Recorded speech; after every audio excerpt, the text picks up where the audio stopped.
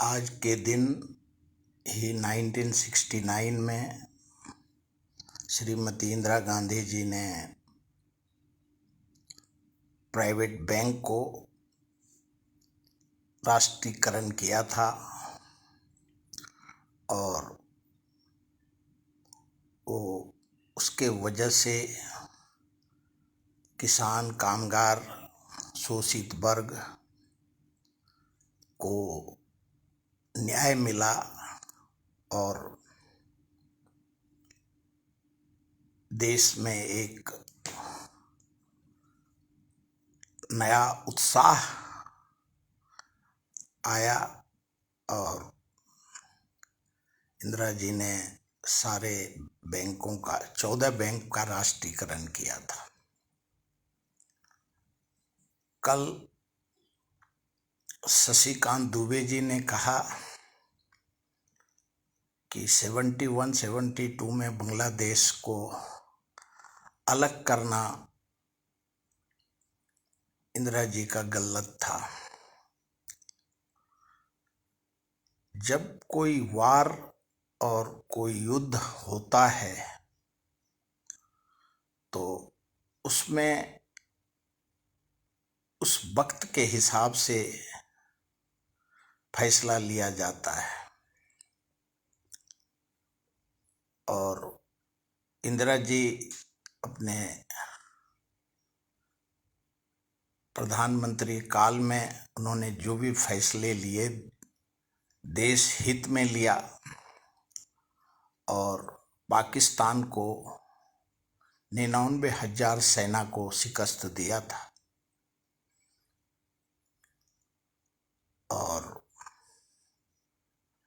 जब उस वक्त के विरोधी पक्ष नेता अटल बिहारी वाजपेयी जी ने इंदिरा जी को रणचंडी कह के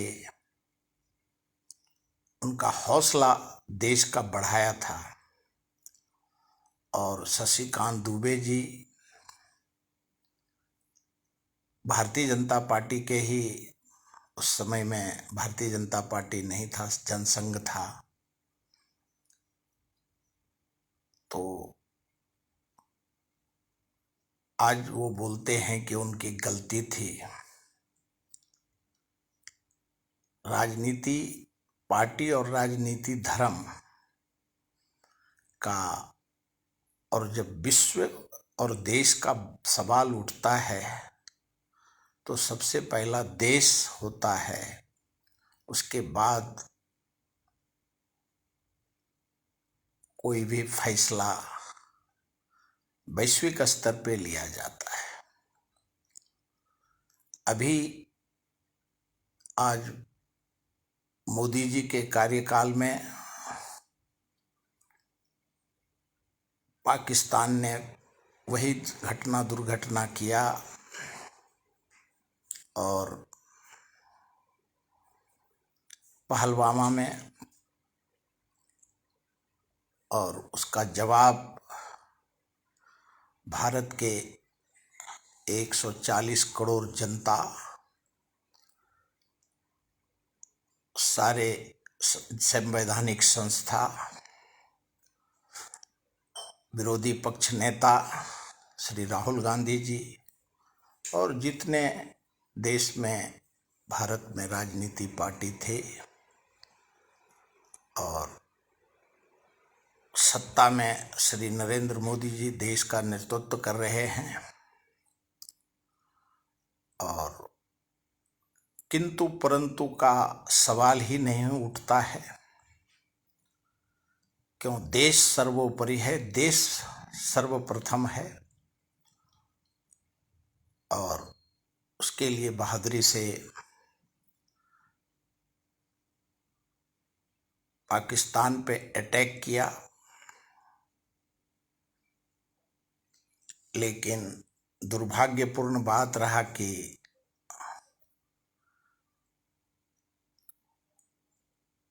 अमेरिका के राष्ट्रपति श्री डोनाल्ड ट्रंप जी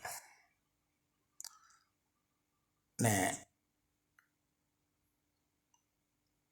जो मीडिया पे या वैश्विक मीडिया पे उन्होंने अपना स्टेटमेंट दिया है और अभी तक वो दे रहे हैं कि हमारे कहने से सीज फायर पाकिस्तान और भारत का हुआ है,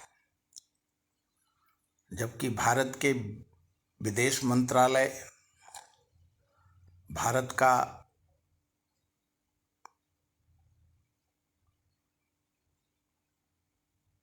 रक्षा मंत्रालय और भारत का एक रेजुलेशन में किसी देश का हस्तक्षेप से भारत का वार नहीं रुका है, सीज फायर किसी के कहने से नहीं हुआ है। भारत के प्रधानमंत्री जब ब्राजील में गए और जो ब्राजील कंट्री का समिट में कोई भी देश ने नहीं माना कि अमेरिका के हस्तक्षेप के बाद भारत ने युद्ध को रोका है, लेकिन आधिकारिक अनाउंसमेंट के बावजूद भी अमेरिका उनको क्रेडिट लेने के लिए वो बार बार कभी बोलते हैं कि हमने सीज फायर कराया, कभी बोलते हैं हम टैरिफ बढ़ा देंगे और एन कैन प्रकार भारत पे जबरदस्ती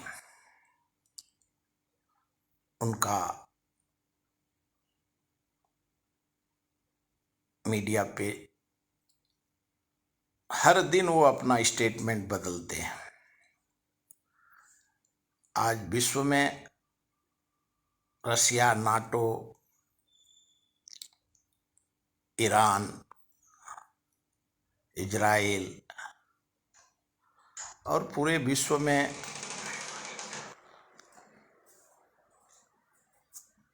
रोज सीज फायर होता है और रोज खुद का स्टेटमेंट से वो खुद सीज फायर, एक तरफ सीज फायर का घोषणा करते हैं, दूसरी तरफ अटैक करते रहते हैं। तो आदत सा देश को विश्व में हो गया है। भारत का आर्थिक नीति, भारत का विदेश नीति, भारत का शस्त्र नीति पूरे विश्व से अलग है और भारत के सारे 140 करोड़ जनता और सारे नेता जब वैश्विक स्तर का सवाल उठता है तो एक सुर में सबने भारत के प्रधानमंत्री के साथ पूरा देश खड़ा रहा और आगे भी रहेगा। वैसे 21 तारीख से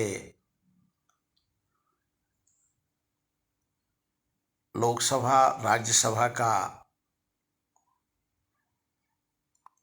अधिवेशन चालू हो रहा है और पहले आधिकारिक तौर पे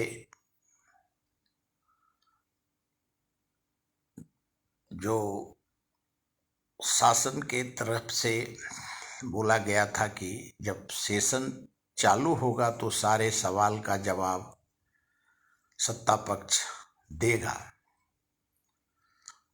19 तारीख आज विरोधी पक्ष, सभी विरोधी पक्ष नेता का दिल्ली में मीटिंग था। उसमें विरोधी पक्ष नेता श्री राहुल गांधी जी ने कहा कि सभी को सवाल एक साथ सबको सवाल पूछने का अधिकार है और लोकतांत्रिक अधिकार है। इसके लिए सत्ता से पूछना चाहिए। क्यों? सत्ता को हर हमेशा आजादी के बाद और आज तक विरोधी पक्ष नेता को ये अधिकार है कि जो ट्रम्प जी बार बार बोल रहे हैं कि हमने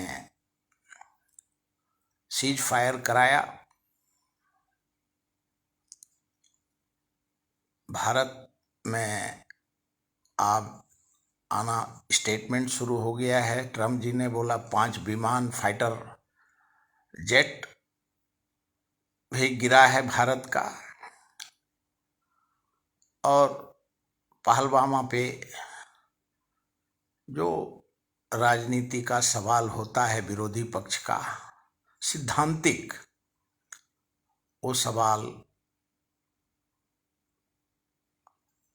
पूरे विरोधी पक्ष ने एक मत से कहा है कि सब साथ में सवाल पूछेंगे, क्योंकि देश हित की बात है और देश से बड़ा कोई नहीं है और कुछ भी नहीं है। भारत स्वतंत्र है तो सभी संवैधानिक संस्था, सभी member of parliament, Lok Sabha, Rajya Sabha और 140 करोड़ जनता को सिद्धांतिक सवाल पूछने का सत्ता से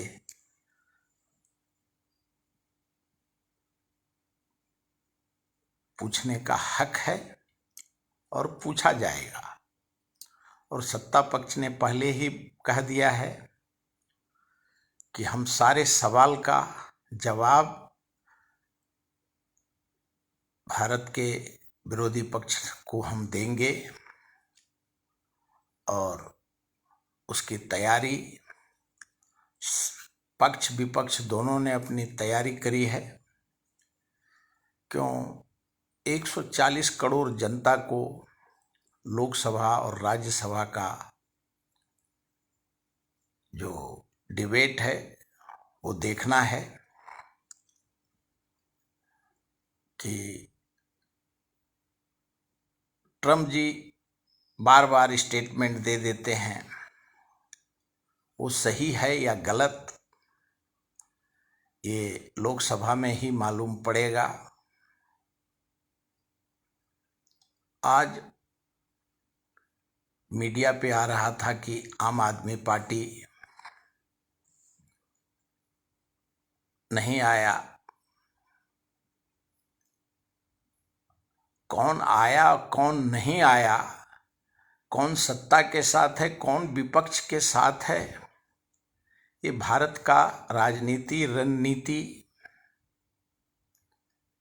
का सवाल जवाब देने का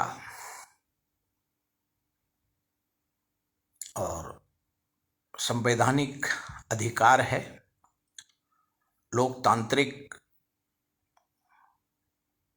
अधिकार है। और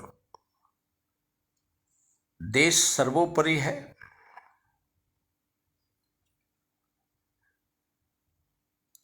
ये चिरंतन सत्य है कि लोकसभा में सत्ता पक्ष के पास संपूर्ण बहुमत है, लेकिन हर पक्ष को आज जो लोकसभा में विरोधी पक्ष का मीटिंग हुआ उसमें 24 राजनीति पार्टी शामिल हुआ, ऐसा मीडिया पे आया। और 24 पार्टी सवाल करेगा। क्यों? देश का जो राजनीति ढांचा है वो पूरे विश्व को मालूम है कि भारत का संविधान, भारत का लोकतंत्र, भारत का प्रजातंत्र पूरे विश्व में सबसे मजबूत है और सभी दल, सत्ता और विपक्ष दोनों एक साथ खड़ा होकर के पूरे विश्व को ये सिग्नल जाना चाहिए कि भारत की एकता, अखंडता, संप्रभुता के लिए भारत दुनिया में किसी से झुकने वाला नहीं है। हमारे राजनीति मतभेद हमारे भारत के अंदर, राज्य के अंदर हो सकता है, लेकिन जब विश्व का सवाल उठता है तो सारा विरोधी पक्ष, सत्ता पक्ष और संवैधानिक संस्था सब एक है, एकजुट है। और पूरे विश्व को भी मालूम है कि भारत हर हमेशा शांति पे विश्वास करता है और भारत ने जो आज़ादी लिया है, इसके लिए किसी निरपराधी को कोई भी देश आतंकवादी दुर्घटना करेगा तो उसको छोड़ेंगे नहीं। और भारत के पास अगर शांति का कमंडल है तो अस्त्र शस्त्र भी है और भारत आज पूरे विश्व में महाशक्ति बन के उभरा है। और पूरे विश्व को भी मालूम है, अभी जो प्रधानमंत्री 5 देश के वैश्विक दौरा पे गए, भारत ने पड़ोसी देश और गरीब देश को भारत हर हमेशा मदद करता है। और जो अमेरिका के राष्ट्रपति जी बार बार बोल रहे हैं, वो लोकसभा और राज्यसभा के बाद सारे पार्टी उनको एक सूत्र में जवाब देना पड़ेगा कि भारत क्या ऊपर आप गलत भाषण संभाषण करना गलत है। किसी की राजनीति हस्तक्षेप विश्व स्तर पे भारत आज स्वयं मजबूत है और किसी का भी मुकाबला कर सकता है। जब 1971 में अमेरिका का भारत ने समर्थन नहीं लिया तो 71 से आज तक 45-55 साल में भारत पूरे विश्व में मजबूत होके उभरा है।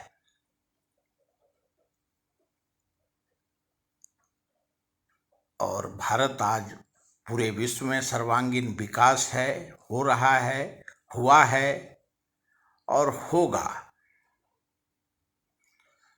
जिस किसी देश को भारत से आर्थिक,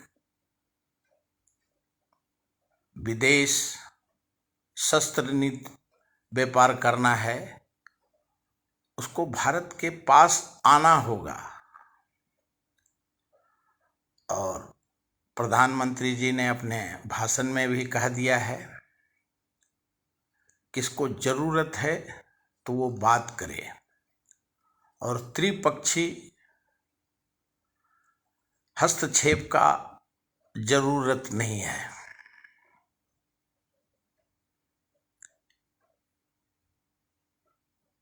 और देश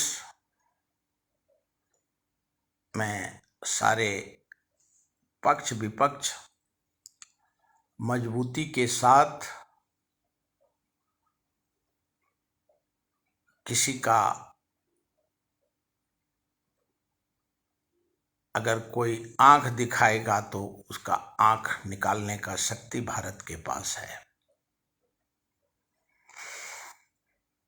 और 21 तारीख के बाद 2 देश का, मालदीव और इंग्लैंड का दौरा करने वाले हैं प्रधानमंत्री जी। FTA पे सही करने के लिए, समिट पे सही करना है, जिसको 1 साल के बाद लागू होना है। लेकिन विदेश नीति, मोदी जी का कूटनीति, विदेश नीति वो बिल्कुल मजबूती के साथ विश्व में रखते हैं। और फिर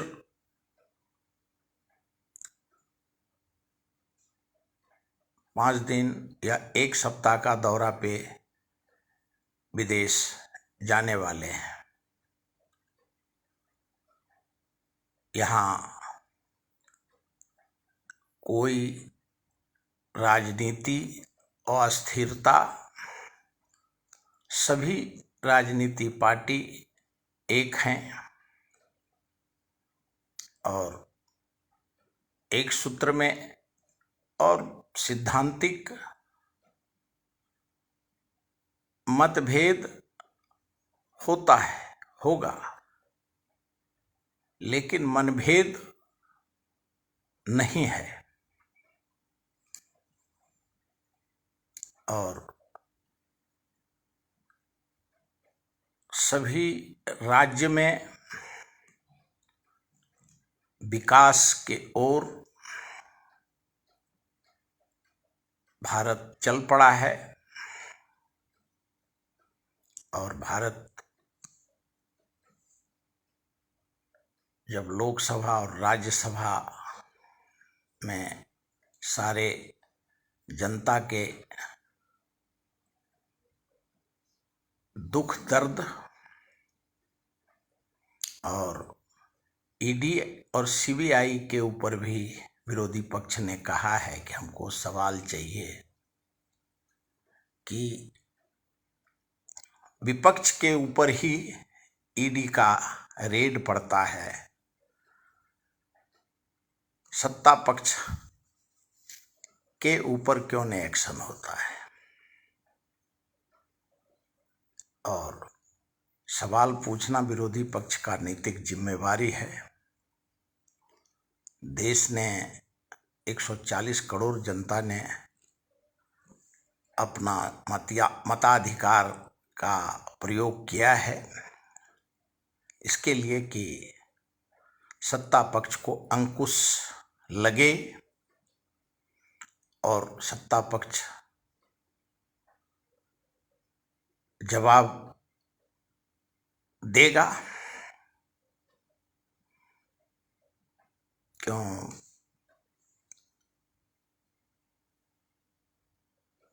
महंगाई, बेरोजगारी, भ्रष्टाचार पे सवाल जवाब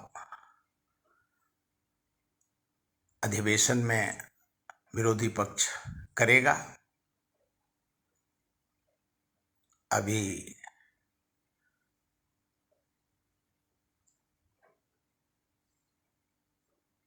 one nation one election Modi ji ने जो लाल किला से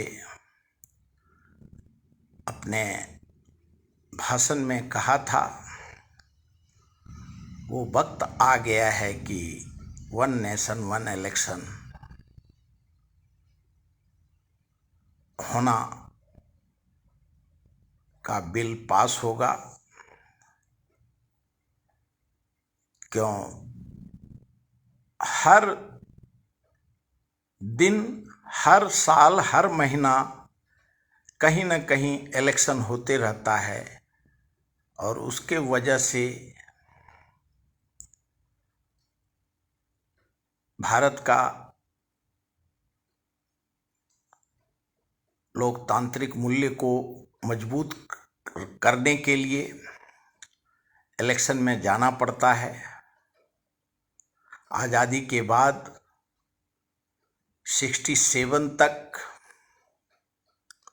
सभी इलेक्शन एक साथ होते थे, जो कि कुछ दिनों से, कुछ सालों से कहना पड़ेगा कि सारे इलेक्शन राजनीति पार्टी के चाल और चरित्र के हिसाब से हर राज्य में लोकसभा, विधानसभा, विधान परिषद का इलेक्शन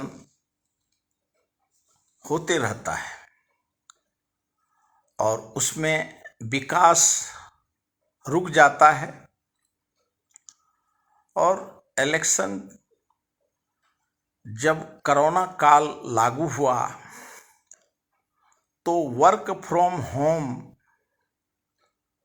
का एक वैश्विक चर्चा हुआ और आज भी वर्क फ्रॉम होम का कार्यक्रम, चाहे डॉक्टर हो, इंजीनियर हो, सरकारी ऑफिसेस हो, सरकारी मीटिंग हो, लोकसभा हो, राज्यसभा हो, विरोधी पक्ष हो, सबका ऑनलाइन मीटिंग होता है। तो उसी प्रकार से सारे इलेक्शन एक साथ होने चाहिए और उसका कार्यकाल 10 साल से 15 साल हो।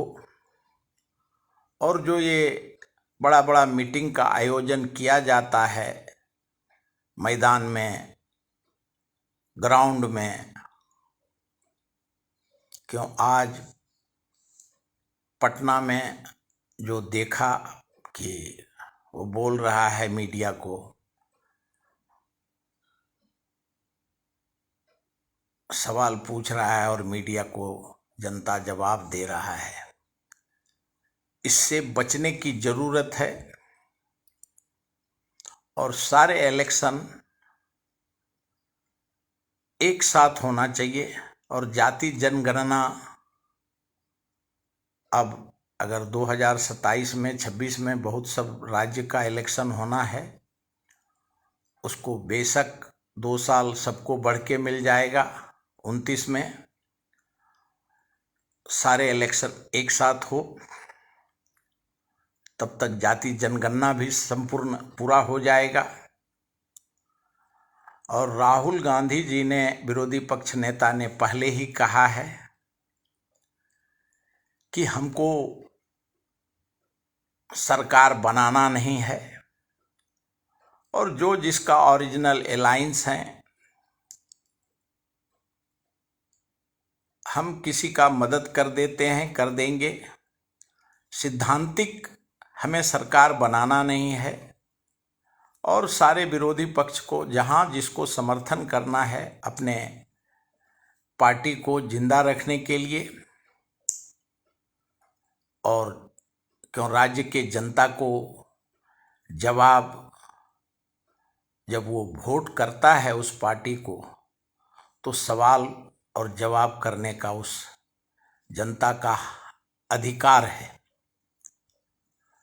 तो आज हमने सुना कि वो सीपीएम चला गया, पीएम चला गया, सीएम चला गया। अरे सब चला गया, लेकिन नैतिकता जो है, एक एमपी जब सवाल पूछता है तो सत्ता पक्ष को जवाब देना पड़ता है। ये नैतिकता है। ये चला गया, वो चला गया करने से विरोधी पक्ष खत्म हो जाता है, सत्ता पक्ष मजबूत होता है। इतने वेटरन लोग जब ये बोलते हैं, लोकसभा और राज्यसभा का स्पोक्स पर्सन, आज देश में गलत सिद्धांतिक, गलत नीति के वजह से जनता महंगाई और बेरोजगारी का शिकार हुआ है। कोई इलेक्शन जीतने के लिए अनाप शनाप जनता के सामने में वादा करता है, और पूरे देश की जनता को जब किसी को कोई फ्री देगा तो किसी के न किसी से टैक्स वसूली किया जाएगा। एक तरफ भाषण देने का, आज कामरिया लोग ने देश के आर्मी को पीट दिया। ये महीना महीना भर लोगों को रोजगार मिले, काम दो, काम करो, मारामारी, युद्ध, संस्कृति, संस्कार, भक्ति करना किसी ने रोका नहीं है। आज हमारे देश के जितने कैबिनेट मिनिस्टर हैं केंद्र में, मोदी जी को छोड़ के सभी के बच्चे विदेश में पढ़ रहे हैं, बड़े बड़े कॉलेज में।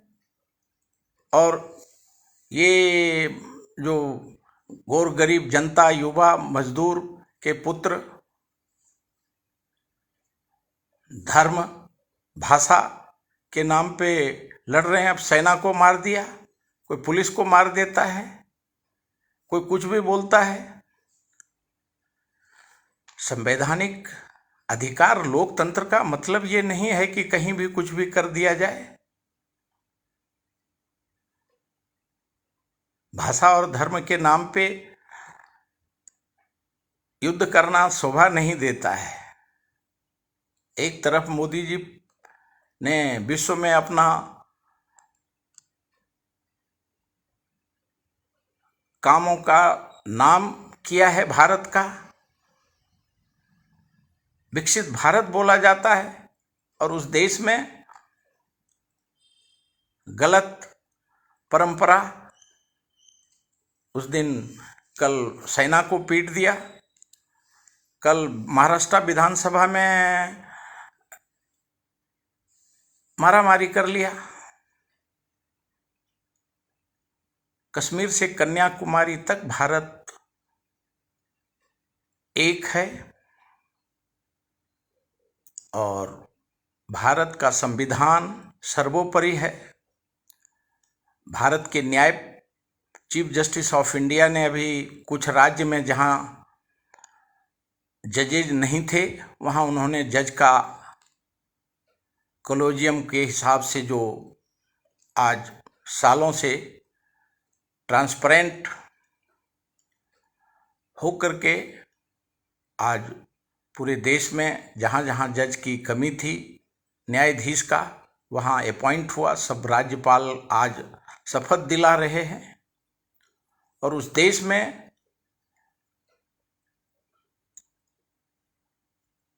कोई भी आतंकवादी दुर्घटना का कोई समर्थन नहीं कर सकता है। और भारत सर्वांगीण विकास के ओर बढ़ रहा है। आज शाम को देखा कि उद्धव जी के सुपुत्र आदित्य ठाकरे जी श्री देवेंद्र फडणवीस साहब से बांद्रा में 2 घंटा मिले, और सिद्धांतिक मतभेद होता है, लेकिन जब देश का सवाल होता है तो, और उद्धव जी, शिवसेना तो भारतीय जनता पार्टी का सबसे पुराना 35-40 साल का अलायंस है उनका, और मजबूती के साथ उनको समर्थन देना चाहिए। और भारतीय जनता पार्टी आज देश में नेतृत्व कर रहा है वैश्विक स्तर पे। आज विश्व के पटल पे देश को जवाब देना है। अमेरिका, रसिया, चाइना, बांग्लादेश, पाकिस्तान, सभी से, पड़ोसी देश से अपनी मित्रता था और आज भी है, और सभी देश भारत का स्वागत करता है, व्यापार में, हथियार में और विदेश नीति में, संस्कृति में, संस्कार में भारत सर्वोपरि है। कश्मीर से कन्याकुमारी तक और देश में सर्वांगीण विकास हो। नैतिक मतभेद होता है, लेकिन वैश्विक मतभेद हमारे देश में नहीं है, पक्ष में विपक्ष में। और भारत एक है, भारत संवैधानिक देश है। ये पूरे विश्व को ये सिग्नल पहलगाम के बाद गया है और 61 MP का जो डेलीगेशन पूरे विश्व में गया है और मोदी जी पूरे विश्व में सबसे फोन पे वार्ता किए और मजबूती के साथ वो फिर विदेश दौरे पे जा रहे हैं और जो खामियां हैं उसको सुधार होगा पार्लियामेंट में और मजबूती से देश चलेगा। भारत का संविधान, भारत का लोकतंत्र, भारत का जनतंत्र पूरे विश्व में सबसे अधिक मजबूत है। भारत माता की जय।